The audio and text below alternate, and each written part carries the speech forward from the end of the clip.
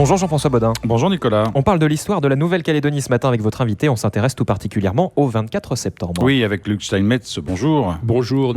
Merci d'avoir accepté notre invitation pour revenir un peu sur l'histoire de ce 24 septembre, fête de la citoyenneté aujourd'hui en Calédonie, qui correspond évidemment à un certain nombre de dates dont on va reparler avec vous, parce que c'est bien de se souvenir de ce qui s'est passé en Calédonie. D'ailleurs, on a l'habitude de dire que le 24 septembre 1953 est la date de la prise de possession. 1853, évidemment, pardon. Mais il y en a une autre avant.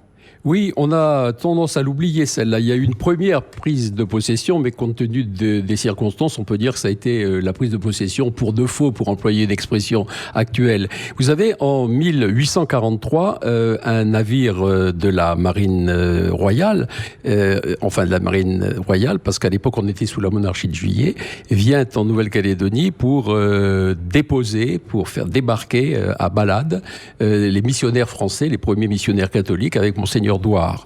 Il débarque, Monseigneur Douar célèbre le 25 décembre, le jour de Noël 1843, la première messe sur le sol calédonien. À Mahamat. À Mahamat, sur la plage de Balade. Et ensuite, eh bien, le navire, avec à son bord le capitaine de vaisseau La Ferrière, avait reçu pour mission d'essayer d'approcher les indigènes, entre guillemets, comme on disait à l'époque, pour voir s'ils pouvaient avoir des positions favorables vis-à-vis de la France. Et après des contacts pris, eh bien, le commandant La Ferrière a considéré que c'était le cas, et le 1er janvier 1844 a eu lieu à Balade, près de Mahamat, une première prise de possession qui a été l'objet de la signature, à la suite d'une cérémonie de levée de drapeau, signature d'un traité de prise de possession et de reconnaissance de la souveraineté de la chefferie qui avait fait cette signature vis-à-vis de la France. Alors, le drapeau a été ensuite confié aux missionnaires qui en ont reçu la garde. Je dis bien la garde, parce qu'ils n'ont pas été eux-mêmes partis à l'acte de prise de possession. Mais on était dans un contexte assez difficile à l'époque, et puis la France n'était pas tout à fait sûre de ce qu'elle voulait faire de cette Nouvelle-Calédonie. Il y avait beaucoup d'hésitations.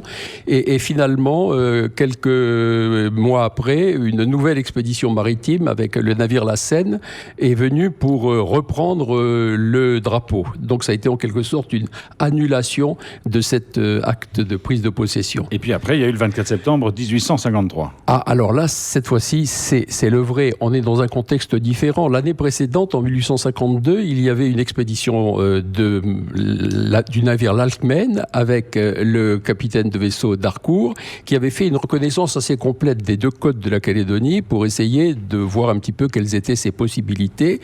Et à ce moment-là, on est sous le Second Empire. Napoléon III est empereur des Français. Et le gouvernement décide cette fois-ci une vraie prise de possession qui va avoir lieu alors ce fameux 24 septembre 1853 au même lieu à Balade. Il faut rappeler, Luc Steinmetz, le contexte aussi de l'époque où missionnaires catholiques et missionnaires protestants écumaient entre guillemets le Pacifique. C'était aussi une querelle, enfin un duel entre la France et l'Angleterre. Oui, il y avait toujours cette rivalité franco-britannique qui était ancienne sur les mers en particulier et dans le Pacifique. Et c'est vrai qu'il y avait un fond en même temps d'évangélisation et de conquête, entre guillemets, religieuse de ces îles, puisqu'il y avait d'une part les Anglais de la LMS, la London Missionary Society, et puis il y avait également les catholiques. Alors pour la Nouvelle-Calédonie, c'était le cas, parce que ceux qui sont arrivés les premiers, en particulier sur le sud de la Grande Terre ou bien aux Loyautés, c'était les protestants de la LMS. Et sur la Grande Terre, dans la région du Nord-Est, en particulier, Balade, Pueblo, c'était depuis 1843 les missionnaires catholiques.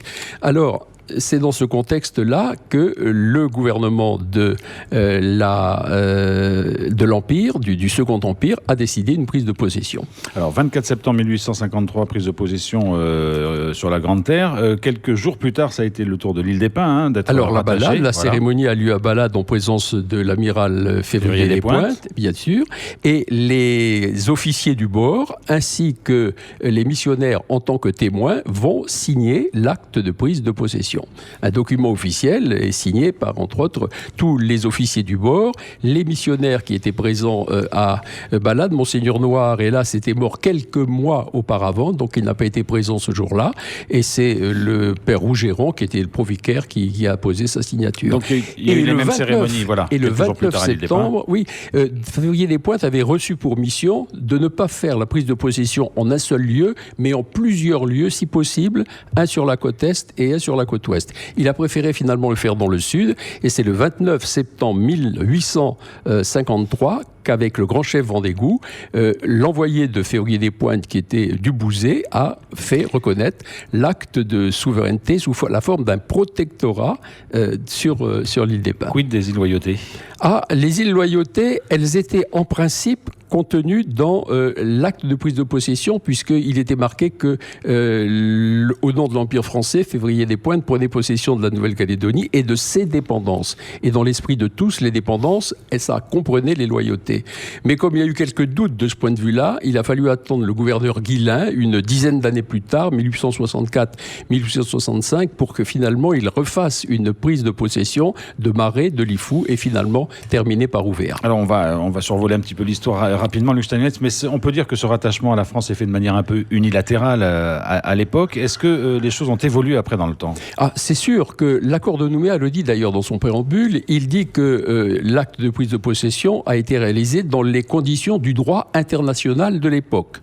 Voilà. Par conséquent, il n'y avait pas d'ONU, il n'y avait pas tout ça, et ça s'est passé dans les conditions du droit international.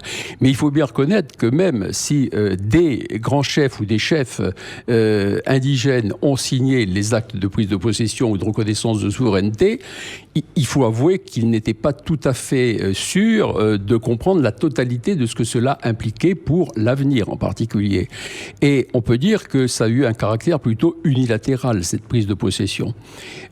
Mais moi, je tiens quand même à faire remarquer qu'en 1958, lorsqu'il y a eu le 28 septembre le référendum d'approbation ou de rejet de la Constitution nouvelle de la Ve République, pour la France métropolitaine, ça ne valait que oui ou non à la nouvelle Constitution, mais pour tout l'outre-mer, le oui valait également volonté de rester au sein de la République. On peut se rappeler que la Guinée de Sékou Touré, par exemple, a dit non et est devenue immédiatement indépendante. Eh bien, en Nouvelle-Calédonie, où les Kanaks sont majoritaires dans la population en 1958 et où ils ont le droit de vote depuis 1946, eh bien, ils votent à 98,4% en faveur de la nouvelle Constitution et en même temps en faveur du maintien de la Calédonie dans la France. Ce qui, de mon point de vue, donne à l'acte unilatéral de 1853 dont on parle un caractère cette fois-ci bilatéral, parce que les deux parties, la France, la République et la totalité du peuple calédonien ou les Kanaks sont majoritaires, disent oui au maintien dans la France. Donc voilà pour l'histoire un peu du rattachement ou de la prise de possession en Nouvelle-Calédonie. On va parler maintenant de la fête de la citoyenneté qui est célébrée le 24 septembre chaque année. Quand est-ce qu'elle a été créée, cette fête de la citoyenneté, puis comment elle a évolué dans le temps ? Parce que là aussi, d'abord, avant fête de la citoyenneté, il faut dire que c'est en 1871. C'est en 1871 qu'au début, c'est la chute du Second Empire et le début de la Troisième République. Eh bien, la France, Paris, va décider qu'en Nouvelle-Calédonie, le 24 septembre deviendra une fête territoriale et un jour férié. Donc depuis, on fête tous les ans le 24 septembre. Il y a eu des épisodes particuliers. En 1903, on a fêté le cinquantenaire. En 1953, les célèbres fêtes du centenaire qui ont beaucoup marqué. Et puis bon, après, il faut bien reconnaître que dans les années 70, ça a été le début de la revendication d'indépendance kanak. Et à partir de là, eh bien, le 24 septembre, c'est l'expression qui est employée, a été considérée par les Kanaks comme le jour de deuil, du deuil kanak. Et à ce moment-là, il n'y a pas eu d'unité autour de cette fête du 24 septembre. Et finalement, c'est Dewe Gorodé qui a eu...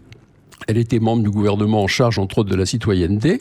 Eh bien, elle a eu l'idée de transformer cette fête pour essayer de refaire un certain unanimisme autour des célébrations.